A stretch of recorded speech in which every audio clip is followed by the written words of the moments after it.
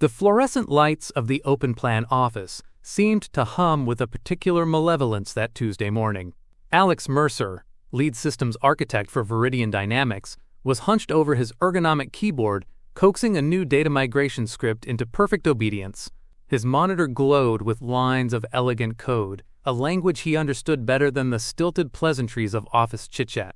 He was in his element, a conductor leading an orchestra of pure logic. "Mercer, my office, now!" The voice, a rasping bark, belonged to Marcus Henderson, VP of Operations and Alex's direct superior. It sliced through the focused silence of the tech bullpen, causing heads to pop up like startled meerkats. Alex felt a cold knot form in his stomach. Henderson rarely summoned anyone.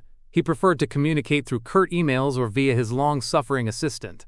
A direct, public summons, especially in that tone, was an ill omen. Alex saved his work, his fingers moving with practiced efficiency, despite the sudden tremor that ran through them. He pushed back his chair, the squeak of its casters unnaturally loud in the sudden hush. Every eye in the department seemed to be on him as he made the short walk to Henderson's glass-walled office. He could feel the weight of their curiosity, their apprehension. Henderson was already standing, his portly frame practically vibrating with an inner fury. His face, usually florid, was a blotchy crimson. He didn't invite Alex to sit. "The Chimera integration," Henderson began, his voice low and dangerous, "was supposed to be seamless. You assured me, Mercer, you assured me." Alex blinked. "It is seamless, Mr. Henderson. We ran diagnostics all weekend. The data streams are stable. Performance is up by 15% across the board. The client signed off on the initial deployment yesterday afternoon. Don't you dare lie to me." Henderson slammed a fist on his mahogany desk, making the pens in their holder jump. "I just got off the phone with Peterson from Apex Corp. He's furious. Their entire sales portal went down this morning. He's threatening to pull the contract, a $10 million contract, Mercer." A wave of disbelief washed over Alex. The Apex sales portal? That wasn't directly tied to the Chimera system he'd integrated. There might be an ancillary data feed, but not mission critical. "Mr. Henderson, with all due respect, the Chimera system is an internal upgrade for our efficiency. Apex Corp's sales portal is their own infrastructure. While we provide them with certain data APIs, their portal's uptime is their responsibility. I can look into the API logs, but it's highly unlikely our system caused their outage." Henderson's eyes bulged. "Unlikely? Unlikely. It happened right after your system went fully live. It's your mess, Mercer. You've been so wrapped up in your little coding world that you've become sloppy, arrogant even. I've had enough of your excuses, enough of your 'it wasn't me' attitude." He took a deep, theatrical breath, then strode to his office door, flinging it open. He stood framed in the doorway, ensuring his voice would carry across the entire department. "Alex Mercer," Henderson bellowed, his voice dripping with venomous satisfaction, "you are a liability to this company. Your incompetence on the Chimera project, leading directly to the Apex crisis, is the final straw.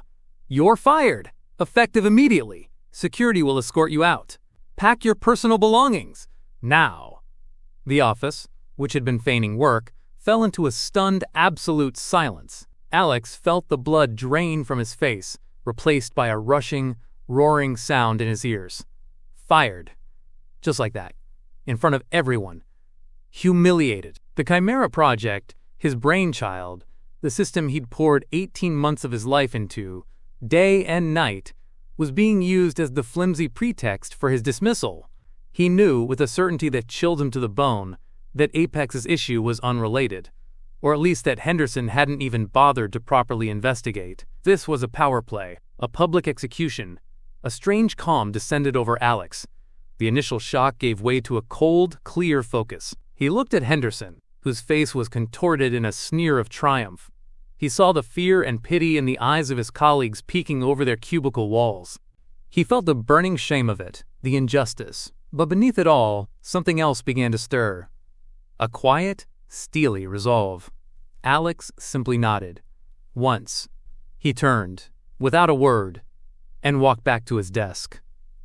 The silence was so profound he could hear the whisper of his own clothes. He didn't look at anyone. He methodically unplugged his noise-canceling headphones, coiled the cable neatly, and placed them in his satchel. He picked up the small, framed photo of his rescue dog, Buster. He closed the lid of his personal laptop. That was it. His work life, his contributions, reduced to a handful of items.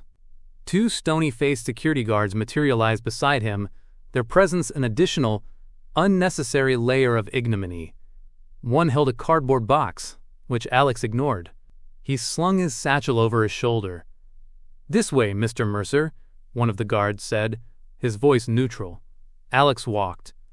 Past Sarah from QA, who looked like she wanted to cry. Past Ben, his junior developer, who stared at his shoes. Past the hushed whispers and the averted gazes. He kept his spine straight, his expression unreadable. He didn't plead, he didn't argue, he didn't make a scene. He just walked out, the automatic doors hissing shut behind him, a final, indifferent sigh from the company he'd given so much to. The fresh air outside was a shock. He stood on the pavement for a moment, the city's cacophony, a stark contrast to the tomb-like silence of the office he'd just left. The knot in his stomach had tightened into a painful fist. He hailed a cab, the familiar route home feeling alien, unreal. Once inside his small apartment, the carefully constructed composure began to crack. He dropped his satchel by the door, sank onto the sofa, and let his head fall into his hands. The sheer unfairness of it all was overwhelming. Henderson's smug, triumphant face swam before his eyes. The public humiliation. The blatant scapegoating. Alex had built Viridian's core operational system, codenamed Orion, from the ground up. It wasn't just a piece of software. It was the digital backbone of the entire company, handling everything from inventory and logistics to client management and internal communications. He knew its every line of code, its every intricacy, its every carefully hidden strength, and, more importantly, its potential points of failure if mishandled. Henderson, for all his bluster, understood less than 10% of what Orion did or how it did it. He just knew it worked, and it made him look good. Over the years, Alex had implemented numerous security protocols and custom authentication layers within Orion. Some were obvious, robust firewalls and encryption standards. Others were more subtle, personal touches, safeguards he'd built in, often late at night, fueled by coffee and a programmer's particular brand of paranoia and pride. One such feature was an intricate handshake protocol between Henderson's top-level administrative account and Alex's own super admin credentials. It was designed as a fail-safe, a way to ensure that if Alex's account was ever compromised or, say, improperly deactivated, certain critical administrative functions tied to Henderson's access would require a secondary unique validation that only Alex knew. It wasn't malicious. It was a belt and suspenders approach to protect the system's integrity from ham-fisted administrative errors. Henderson had, of course, never been told about this specific failsafe. He wouldn't have understood it, and Alex hadn't seen the need to explain the deepest arcana of his creation. A slow, cold smile touched Alex's lips. It wasn't a pleasant smile. It was the smile of a man who had just realized he held a royal flush while his opponent was busy gloating over a pair of twos. He spent the next few hours in a daze, not of shock, but of quiet contemplation. He made himself a cup of tea. He played with Buster. He didn't frantically search for jobs. He didn't call a lawyer. He waited. He knew Henderson. The man was a creature of habit and profoundly reliant on the systems Alex had built, especially for the month-end reports and strategic planning sessions that were Henderson's bread and butter for looking important to the board. Back at Viridian Dynamics, the initial shock of Alex's firing had given way to a nervous, unsettled atmosphere. Henderson, however, was preening. He'd taken decisive action, cut out the deadwood. He even treated his sycophantic middle managers to an impromptu celebratory coffee, regaling them with his version of the apex crisis and his heroic intervention. Around 3 p.m., Henderson decided it was time to access the Orion system's primary dashboard. He needed to pull the consolidated performance metrics for the upcoming executive briefing. He sat down at his oversized terminal, the one Alex had specially configured for him, and typed in his username. He then entered his password, a complex string he changed religiously every month, feeling a surge of self-importance. Access denied. Henderson frowned. Strange. He must have mistyped. He carefully entered his credentials again. Access denied. Invalid credentials. OR. Insufficient privileges. A flicker of irritation. He tried a third time, enunciating each keystroke in his mind. Access denied. Account locked. Please contact system administrator. Henderson stared at the screen. System administrator? Mercer was the system administrator, or at least the one who understood the guts of Orion. He felt a prickle of unease. He picked up his desk phone and buzzed IT support. This is Henderson. I seem to be locked out of Orion. Fix it. He slammed the phone down.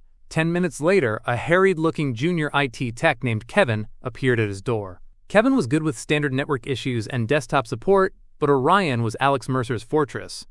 Mr. Henderson, sir, we're looking into it. Your password seems correct in the Active Directory, but Orion itself isn't authenticating you. Well, make it authenticate me, Henderson snapped. I have a board presentation to prepare for. Kevin scurried back to his desk. More time passed. Henderson paced his office, his earlier good humor rapidly evaporating. He could feel the eyes of the department on him, the same eyes that had watched Alex's humiliating exit. Another 20 minutes crept by. Kevin returned, looking even more stressed.